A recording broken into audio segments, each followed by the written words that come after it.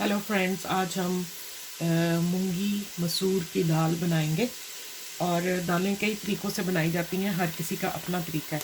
लेकिन मैं एक तरीका जो आपके साथ आज शेयर करूंगी। मैंने हाफ़ कप लिया था ऑयल, और एक छोटा प्याज मैंने काट के और उसको मैंने हल्का सा, ये आप देख रहे हो, मैंने ब्राउन कर लिया। इसमें जो मसाले जाएंगे, सूखा धनिया है 2 चमचे, 1.5 चम्मच नमक है, कलौंजी 1 चम्मच है, ज़ीरा है, हल्दी है, और काली मिर्च है और सुरख मिर्च है। इसमें मैं कोशिश करूँगी कि कलौंजी और काली मिर्च और ज़ीरा पहले डाल दूँ। ये ज़रा घी में अच्छे से फ्राई हो जाएंगे। फिर मैं नमक मिर्च और हल्दी डालूँगी, क्योंकि वो डालते ही एकदम से फिर मसाला जलने लगता है। ये आप इसमें ये डाल दें, और साथ ही सिर्फ 1 या 2 मिनट के लिए भूनें। इससे पहले कि मिर्ची और हल्दी के जलने की स्मेल आए, आप बीच में 2 कटे हुए टमाटर वो डाल दें। तो फिर वो जो मसाला है हमारा, वो जलेगा नहीं। और इसको फिर मैं अच्छे तरीके से भूनती हूँ जब तक कि टमाटर बिल्कुल सॉफ्टन नहीं हो जाते। और इसको फिर मैं मतलब मिक्स करके ग्रेवी को अच्छे से भून के फिर मैं दाल डालूँगी और पानी डालूँगी। अच्छा, मैं आपको एक और बात बता दूँ। नॉर्मली लोग क्या करते हैं कि देचकी में पानी डाल के, दाल डाल के, थूम प्याज अदरक लहसुन सारा कुछ जो उन्होंने डालना हो उसको प्रेशर लगा लेते हैं या गला लेते हैं, और अलहदा से फिर उसका तड़का लगा देते हैं। हम वो भी किसी दिन बनाएंगे। लेकिन जो बेस्ट तरीका होता है ना, मेरे ख्याल में, हर किसी की अपनी पसंद है, वैसे this is the best way. तो हम इसको इस तरह से कर देते हैं कि पहले मसाला, फिर तड़का नहीं, इस दाल में दोबारा से तड़का नहीं लगाना पड़ता। तो हाँ, खूबसूरती के लिए अगर आपने करी पत्ता और थोड़ा सा लहसुन, मैंने इसमें अदरक लहसुन नहीं डाला, आपने नोट किया होगा, क्योंकि ज़रूरत नहीं होती। और अगर हो भी तो आपकी मर्ज़ी है, it's depend on your choice. आप जब मैं प्याज कर रही थी उस वक्त आप अदरक लहसुन का पेस्ट डाल सकते हो उसमें। और अभी मैं इनको भुनने दूंगी। इसमें मैं थोड़ा सा पानी डालूंगी ताकि टमाटर हो जाए। और मैं सारा वक्त कुकिंग में जब भी मैं पानी यूज़ करती हूँ, मैं बॉइल्ड वाटर यूज़ करती हूँ। फिर वो जो चीज़ होती है ना, उसका टेम्परेचर बिल्कुल नीचे नहीं जाता और वहीं से कुकिंग स्टार्ट हो जाती है।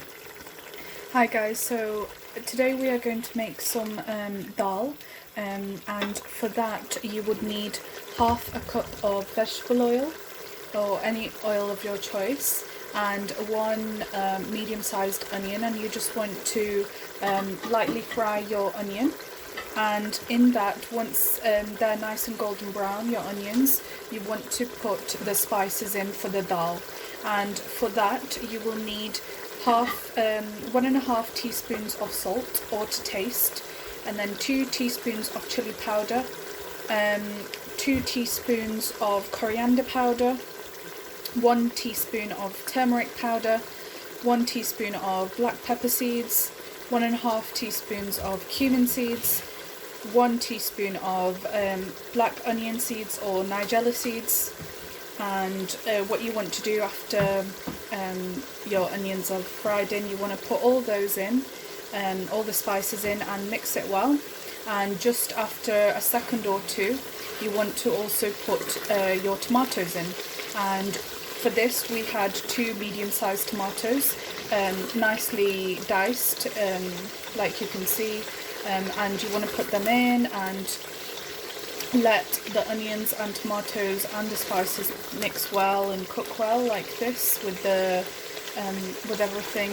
And while that's frying away, you want to lightly dab your tomatoes so that in your dal there's no lumps of the tomatoes left over, and your dal has a really nice consistency.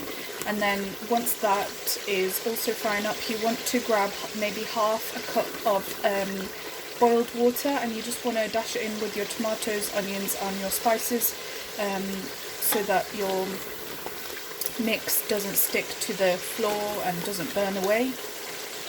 And you want to keep on mixing and dabbing the tomatoes so they're nice and हाँ जी, यहाँ पे आप देख रहे हो कि टमाटर बिल्कुल से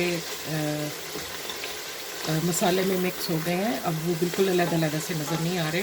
इस स्टेज पे मैं क्या करूँगी, मैं इसमें दाल डाल दूँगी। मूंग मसूर की दाल है, हाफ कप दाल थी, और इसको मैं अब डाल दूँगी।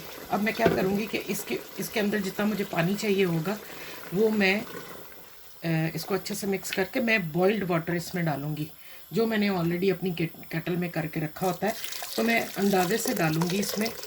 ऑलमोस्ट आपको मैं बता दूँ कि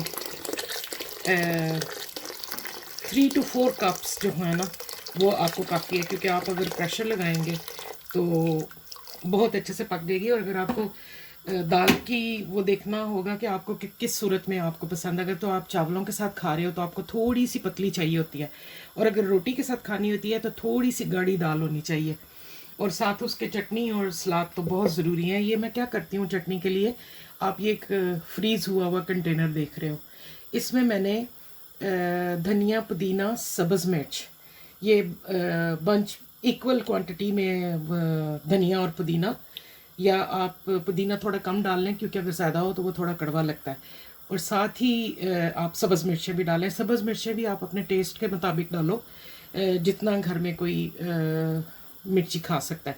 इनको मैं क्या करती हूँ, ज़्यादा जब बहुत ज़्यादा मेरा स्टफ़ आ जाता है तो मैं इनको ग्राइंड करके ऐसे छोटे छोटे कंटेनर्स में मैं इनको डीप फ्रीज़ कर देती हूँ।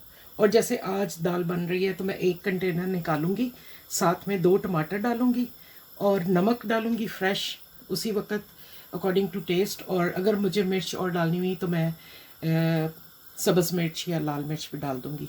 ये आज दाल के साथ एक और सीक्रेट टिप था आपको। Yeah, I'll just explain in English. So after your tomatoes and everything has, softened up really nicely and it's got a nice gravy with the onions and tomatoes, you want to put your lentils in. So we had half a cup of yellow split gram lentil and half a cup of red lentil. These are very easily accessible from any Asian or, any supermarket. To grab them, and then just put your lentils in with that, and then you would need 4 to 5 cups of boiled water for your lentil soup, like this, and you just want to let it boil away and mix well, and and also for this a mint chutney goes really well. So like you saw earlier, we usually freeze the coriander and mint chutneys.